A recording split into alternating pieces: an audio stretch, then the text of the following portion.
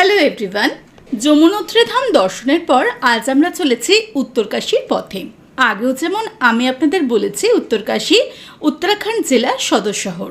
School, college, office সবই আছে এই স্থানে।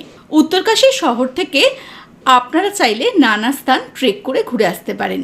এই যেমন নচিকেতা, তাল, গোমুখ, তপোবন, নীলং ঘাটি ও নানা স্থান।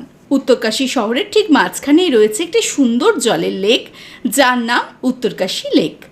আমাদের হোটেলটি ছিল এই লেকের ঠিক পাশে। উত্তরের এই কাশীতে রয়েছে কাশী বিশ্বনাথ মন্দিরের মতোই আরও একটি বিশ্বনাথ মন্দির, যা উত্তরকাশীর মূল আকর্ষণ। এই মন্দিরে রয়েছে মা দুর্গার সেই ত্রিশূল, যা দিয়ে মা দুর্গা মহিষাসুরকে বধ করেছিলেন।